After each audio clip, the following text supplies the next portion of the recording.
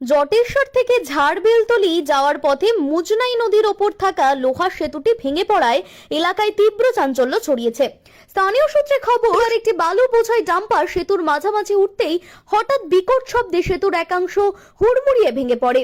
মুহূর্তের মধ্যে যান চলাচল বন্ধ হয়ে যায় ওই রাস্তায়। ঘটনার সময় আশেপাশে থাকা মানুষজন ছুটে আসেন। স্থানীয় বাসিন্দাদের দাবি, সেতুটি দীর্ঘদিন ধরেই বেহাল অবস্থায় ছিল। ভারী যান চলাচল নিষিদ্ধ থাকলেও নিয়ম ভেঙে প্রায়শই ডাম্পার ও লরি চলাচল করত। এদিন অতিরিক্ত ওজনের চাপেই দুর্ঘটনাটি ঘটেছে বলে তাদের অনুমান। সেতু ভেঙে পড়ায় জটেশ্বর ও ঝাড়বেলতলি এলাকার যোগাযোগ কার্যত বিচ্ছিন্ন হয়ে পড়েছে। স্কুল পড়ুয়া, কৃষক থেকে শুরু করে নিত্যযাত্রীদের বড় সমস্যায় পড়তে হচ্ছে। খবর পেয়ে প্রশাসনের আধিকারিকরা ঘটনাস্থলে পৌঁছন। বিকল্প পথের ব্যবস্থা ও দ্রুত সেতুর মেরামতির আশ্বাস দেওয়া হয়েছে। তবে স্থানীয়দের প্রশ্ন, আগে ভাগে ব্যবস্থা নিলে কি এই বিপর্যয় এড়ানো যেত?